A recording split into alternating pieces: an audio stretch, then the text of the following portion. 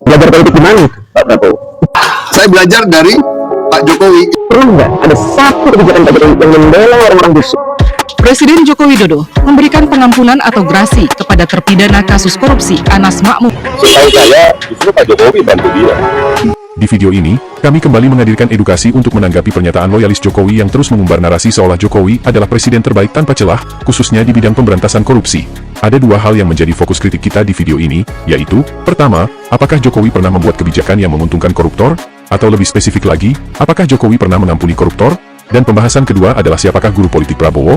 Di sini, kami menghindari untuk berpendapat, tetapi berusaha menjawab semua pertanyaan loyalis Jokowi berdasarkan fakta dari rekam jejak video lama. Simak sampai selesai, dan jangan lupa dukung perkembangan channel ini dengan menekan tombol like dan subscribe bagi yang belum subscribe. Terima kasih.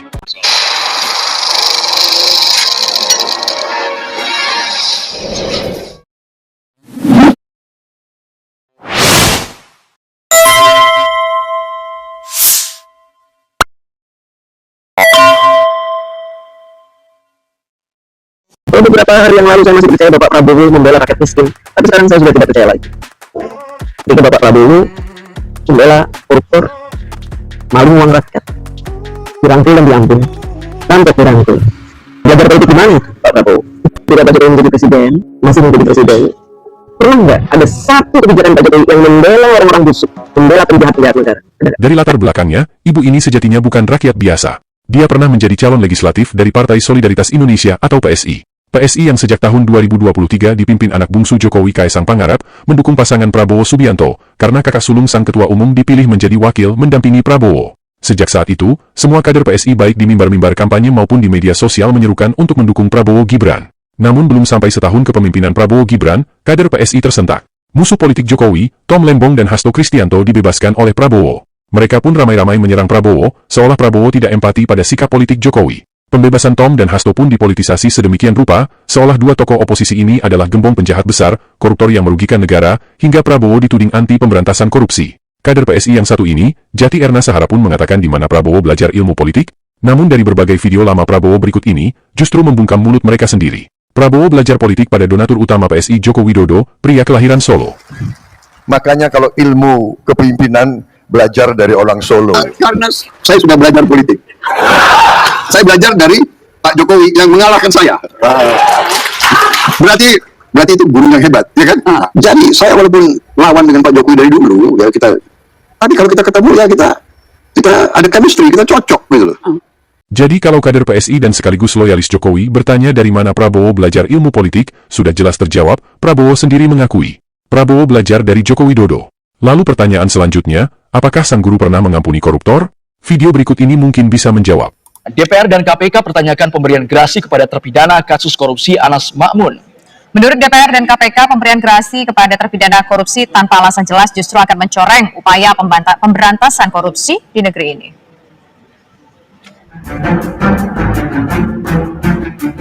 Presiden Joko Widodo memberikan pengampunan atau grasi kepada terpidana kasus korupsi Anas Makmun. Anas adalah mantan Gubernur Riau yang tertangkap tangan KPK. Alasan kesehatan menjadi salah satu dasar Presiden memberikan pengampunan kepada Anas Makmun. Anas Makmun adalah terpidana korupsi dalam kasus suap alih fungsi lahan hutan di Riau yang pada tahun 2022 memecahkan rekor kerugian negara sebesar 78 triliun.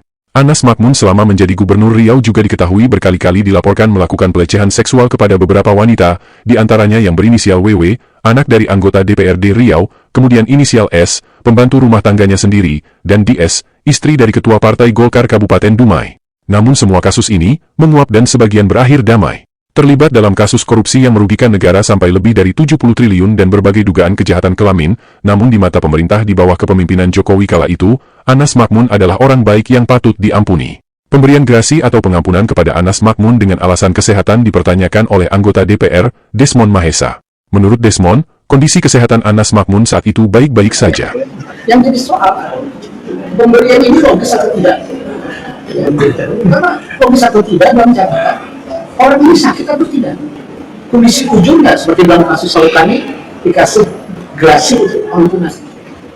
Nah, kalau tidak. Yang paling mengejutkan, penyelidikan kasus ini ternyata belum rampung. KPK masih membidik salah satu pengusaha yang paling diuntungkan yang mengakibatkan negara rugi sampai lebih dari 70 triliun, Surya Darmadi. Tetapi pada saat yang sama kami perlu mendapatkan informasi apa alasan dari pemerintah untuk menetapkan Pak Anas Makmun itu untuk diberikan gerasi.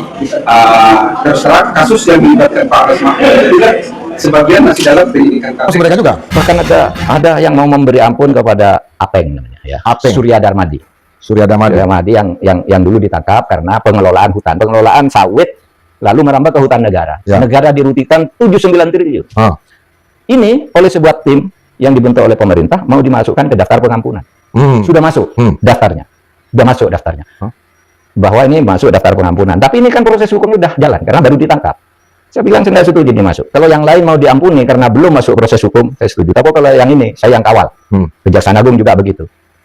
Saya kirim surat ke Menteri Kehutanan, ke Bu Nurbaya. Ini jangan diberi ampun. Kita proses hukumnya. Berapa? Divonis itu harus mengembalikan 42 triliun.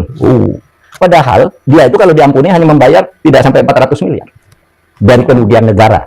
Yang itu 42 triliun divonis pengadilan negeri, vonis pengadilan tinggi, tapi di Mahkamah Agung dihukum 15 tahun, kembali 2,3 triliun. Kali lipat ya? Ya, 100 miliar ya? Iya, sekarang orangnya masih di penjara. Waktu itu kalau zaman saya, kalau kasus itu sudah muncul, saya turun. Tapi kalau lancar-lancar saja tidak ada muncul sebagai masalah, dari mana saya tahu? Termasuk yang kasus. Sangat mengerikan, koruptor yang merugikan negara sampai lebih dari 70 triliun, justru diampuni oleh Joko Widodo dengan alasan kesehatan, sementara kondisi kesehatan Anas Makmun kala itu baik-baik saja. Bandingkan dengan kasus mantan gubernur Papua dan mantan gubernur Maluku Utara yang sudah jelas-jelas sakit parah sampai meninggal di tahanan, tapi tetap diproses hukum.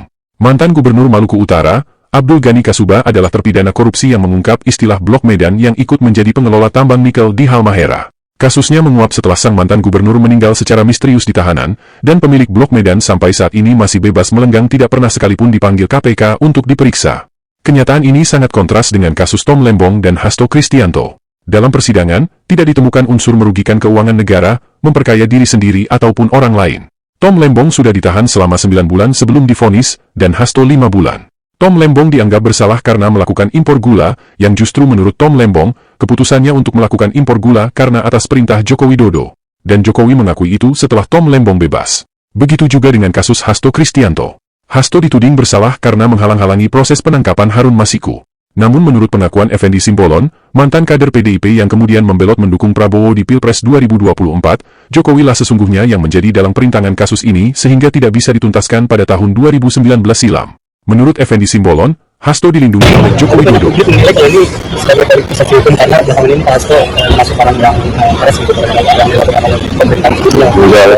Setahu saya, justru Pak Jokowi bantu dia.